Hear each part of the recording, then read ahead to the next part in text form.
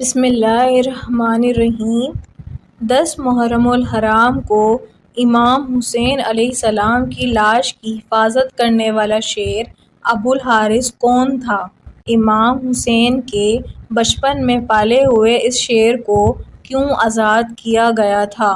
یہ شیر آزاد ہونے کے بعد کہاں گیا اور پھر کربلا میں یہ شیر کیسے پہنچا؟ اور ابو الحارث شیر نے یزیدی فوج کے ساتھ کیسا سلوک کیا؟ ان تمام سوالات کے جوابات آپ کو آج کی اس ویڈیو میں دیے جائیں گے۔ ویڈیو کو شروع سے آخر تک ضرور دیکھیے گا۔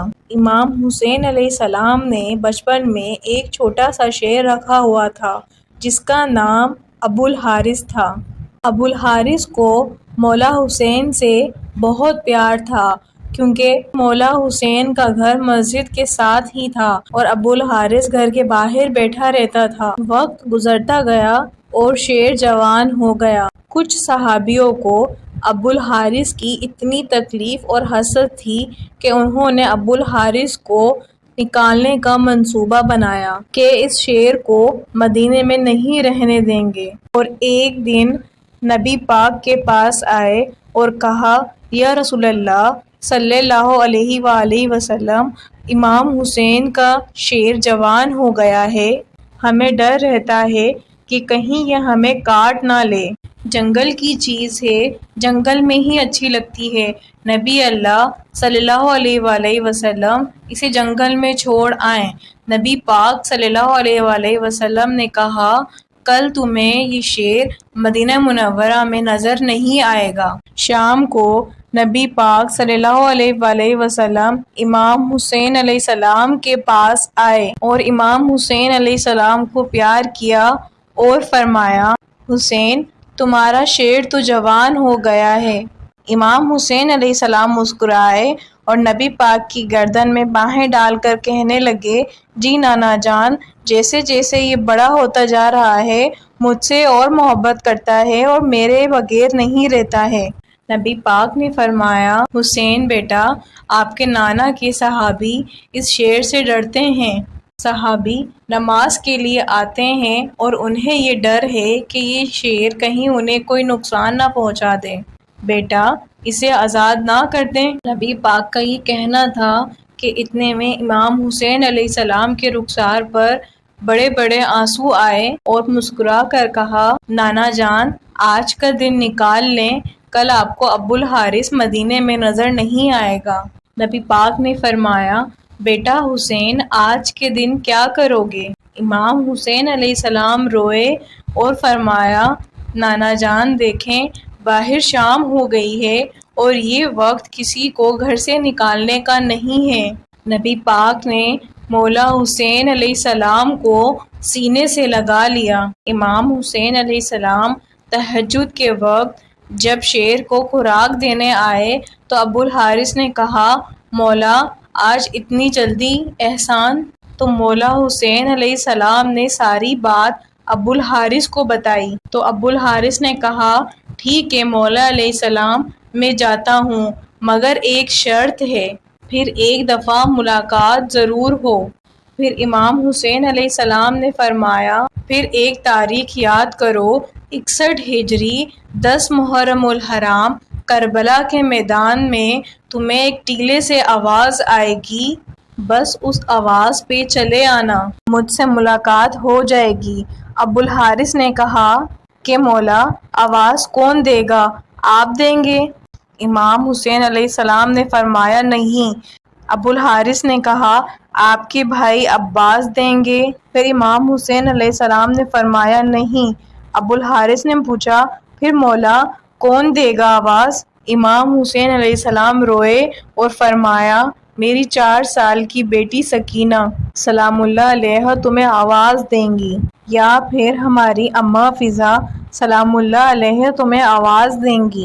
آج بھی کربلا میں وہ مقام موجود ہے جہاں بی بی فضا سلام اللہ علیہا نے کھڑے ہو کر ابو الحارث کو آواز دی تھی۔ وہ روزے عاشور کہ بس بی بی نے آواز دی، ابو الحارث جلدی آ، میرے بابا کے لاشے پر گھوڑے بھاگ رہے ہیں۔ مگر افسوس کہ جب ابو الحارث کربلا کی زمین پر پہنچا، امام حسین علیہ السلام کی لاش 7 حصوں میں تقسیم تھی۔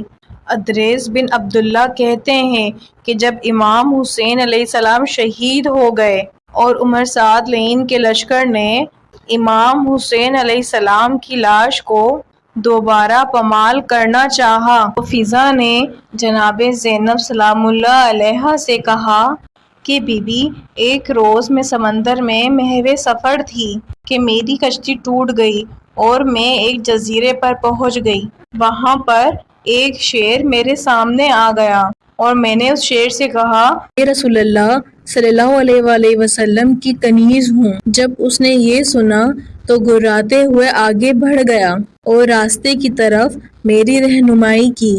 آپ مجھے اجازت دیں کہ میں اسے آواز دوں، بلاؤں اور میں اسے بتاؤں کہ یہ لوگ نواسۂ رسول حضرت امام حسین علیہ السلام کے ساتھ کیا کرنے والے ہیں۔ بی بی فضا اس شیر کو آواز دیتی ہیں، اس کے پاس گئیں اور کہا، اے ابو الحارث۔ ابو الحارث نے اپنا سر اٹھایا۔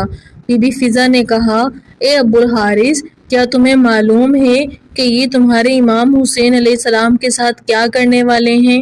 یہ ان کا لاشا دوبارہ پامال کرنا چاہتے ہیں۔ یہ سن کر شیر امام حسین علیہ السلام کے لاشے پر آیا اور لاشے پر بلند آواز سے گریہ کرنے لگا اور دونوں ہاتھوں سے جسم اقدس کو چھپا لیا۔ لشکر والے آئے تو شیر کو دیکھا۔ عمر سعد نے لشکر سے کہا کہ یہ فتنہ ہے، اسے جوش نہ دلانا اور واپس لوٹ جاؤ۔ چنانچہ سب واپس لوٹ گئے۔ جناب فضا سلام اللہ علیہا نے ابو الحارث کی آنے کی خبر جناب زینب سلام اللہ علیہا کو سنائی اور اس طرح امام حسین علیہ السلام کا لاشا دوبارہ پامال ہونے سے محفوظ رہا۔ واضح رہے کہ یہ شیر ابو الحارث مولا علی علیہ السلام کا پالا ہوا شیر تھا، جو کہ خاندان نبوت کا وفادار تھا اور آج بھی مولا علی علیہ السلام سے منسوب ہے۔ جناب بی بی فضا جناب بی بی فاطمہ زہرا کی وفادار کنیز تھی، جنہوں نے رحلت بی بی فاطمہ سلام اللہ علیہا کے بعد بھی ان کے بچوں کا ساتھ نہیں چھوڑا اور جناب بی بی زینب اور جناب بی بی کلثوم سلام اللہ علیہا کے ساتھ ساتھ رہیں اور کربلا میں بھی امام حسین علیہ السلام کی ہمراہ رہیں اور ان کی بہن اور بیٹیوں کا سہارا بنی، جنہیں اماں فضا سلام اللہ علیہا کہا جاتا ہے۔ نبی پاک صلی اللہ علیہ وآلہ وسلم نے اپنی ظاہری زندگی میں جناب بی بی اماں فضا سلام اللہ علیہا کو 3 دعاؤں کی قبولیت کی سند بخشی تھی۔ واقعہ کربلا پیش آنے سے قبل وہ 2 دعائیں مانگ چکی تھیں اور ان کی تیسری دعا جو انہوں نے واقعہ کربلا کے لیے سنبھال رکھی تھی، لاشِ امام حسین علیہ السلام کو ایک بار پامال ہونے کے بعد دوسری بار پامال ہونے سے بچانے کے لیے ابو الحارث یعنی شیر فضا کو بلوانا جانا تھی۔ سلام رسول اللہ صلی اللہ علیہ وآلہ وسلم پر اور سلام امام حسین علیہ السلام پر، ان کے پاک خون پر اور اہل بیت پر۔ کمنٹ میں ایک بار لبیک یا حسین ضرور لکھ دیجیے گا۔ اگر یہ ویڈیو آپ کو پسند آئی ہے تو اسے لائک کریں، شیئر کریں اور میرے چینل کو سبسکرائب کریں۔